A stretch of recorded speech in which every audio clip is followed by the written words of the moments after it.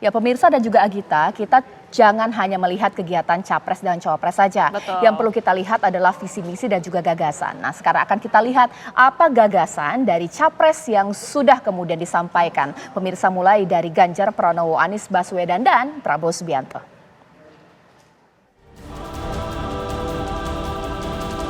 Anies Baswedan, Ganjar Pranowo, dan Prabowo Subianto mulai beradu pikir di panggung agen perubahan. Ketiga bakal calon presiden ini berusaha tampil apik dan menarik, berbalut janji manis untuk memikat hati rakyat. Memberi makan siang dan susu gratis di sekolah, serta bantuan gizi untuk ibu-ibu hamil. Mendirikan penerimaan negara, tingkatkan rasio penerimaan negara dari PDB menjadi 20%. Saudara-saudara sekalian, menaikin gaji guru, aparatur sipil negara, TNI Polri, dan kepala desa dan perangkat desa. Terima kasih, selesai. Dan transformasinya ada 6 pilar. Satu, soal pangan yang mesti dipenuhi. India sudah tidak mau mengekspor lagi. India tidak mau. Vietnam, Thailand menahan diri. Indonesia yang kaya banget, apakah cukup bisa meningkatkan produktivitasnya? Energi sudah, digitalisasi sudah, maka pendidikan dan kesehatan. Tugas negara, tugas pemerintah adalah ngurusi orang sejak ibu hamil, sejak kita masih dalam kandungan, sampai terlahir, kemudian meninggal. Negara mengurusi semuanya yang ada di situ. Ada persatuan dalam ketimpangan. Kalau Anda bisa menunjukkan contoh kasus ketimpangan yang menghadirkan persatuan, kita ingin lihat. Nah ada. Yang namanya Indonesia Bersatu, Bhinneka yang ika, yang guyup, mensyaratkan keadilan. Tanpa keadilan tidak ada persatuan. Tanpa keadilan tidak ada kebersamaan. Tanpa keadilan tidak ada ketenangan. Hadirkan keadilan, maka Indonesia akan tenang, makmur, bahagia. Tampil di Universitas Gadjah Mada, memang hanya Anies yang terlihat bebas kritik sana, cuap sini. Sedangkan Prabowo dan Ganjar sudah menjadi rahasia umum bila kini tengah menanti dukungan penuh Presiden Joko Widodo. Jadi wajar bila saja Ganjar dan Prabowo tak seleluasa Anies bicara perbaikan yang menyudutkan pemerintahan. Mereka mau tidak mau harus memposisikan diri semacam pelanjutnya Pak Jokowi. Karena mereka kan masih membujuk nih. Kan saya kira dua pesaing ini masih tengah membujuk dukungan Pak Jokowi kemana dia ya. Makanya mau melontarkan kritik itu kelihatannya sangat kesulitan gitu. Namun siapa yang dinilai tampil memikat? Saya kira kita bisa memperoleh gambaran awal seperti apa sesungguhnya masing-masing calon presiden ini, bakal calon presiden ini mengadres isu-isu yang menjadi concern publik selama ini.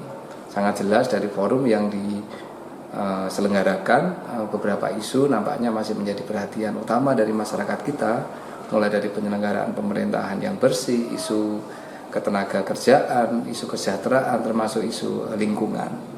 Artinya sangat jelas ini ke depan kira-kira ketika kita sudah masuk masa resmi kampanye, isu-isu apa yang semestinya menjadi perhatian dari bakal calon presiden.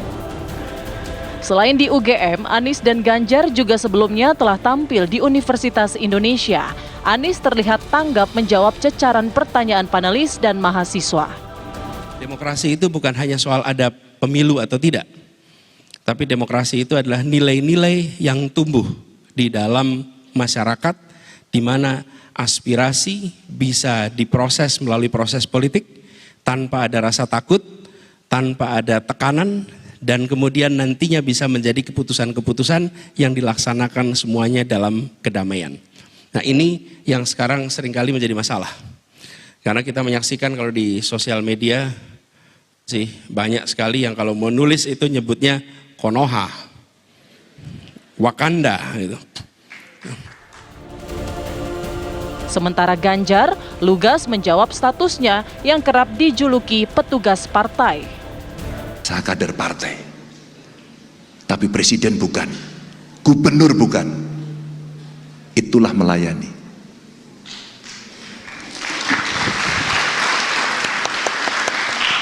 Oke ya, jadi kita bisa membedakan ketika kita sudah berada di jabatan, apa yang kita lakukan.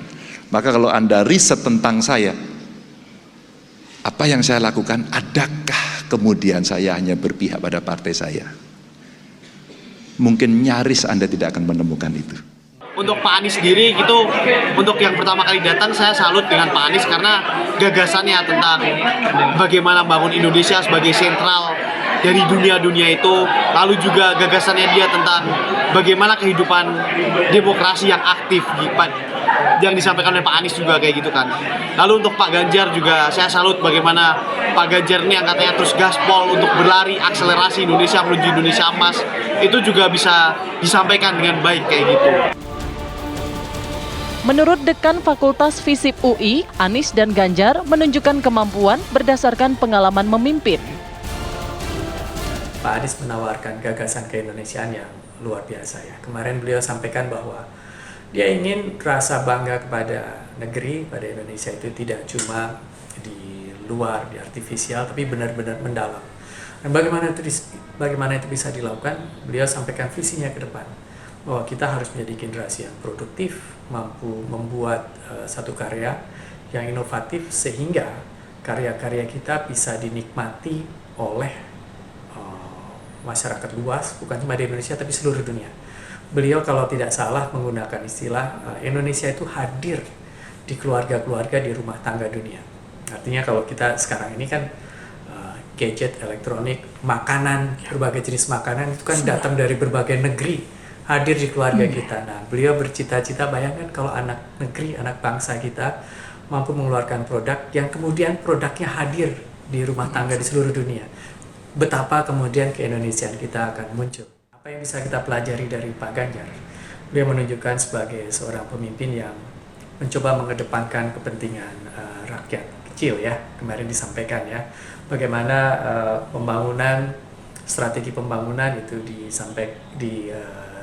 dilaksanakan secara luas. Ya, strateginya itu bisa menyesuaikan dengan berbagai kondisi di masyarakat ya, yang ada di masyarakat. Dan itu saya rasa strategi pembangunan yang penting sekali. Panggung memang seharusnya mulai dihiasi isi pikir. Tiga kubu yang bersaing saatnya mengutamakan adu gagasan ketimbang mengulik politik adu domba dan kampanye hitam untuk saling menjatuhkan. Ancaman dunia maya ini luar biasa. Sekarang cepat nyebaran fitnah, hoax, yang aneh-aneh. Saya dibilang menempeleng wakil menteri pertanian gitu. Aduh. Saya dibilang tidur di rapat sama presiden, saya tidur karena saya orangnya itu suka nyatet. Kalau nyatet kan dibilang tidur. Untung ada rekaman video. Lihat gerbang. Yang disebarkan yang di bawah gitu. Dibilang tidur. Tim TV One mengabarkan.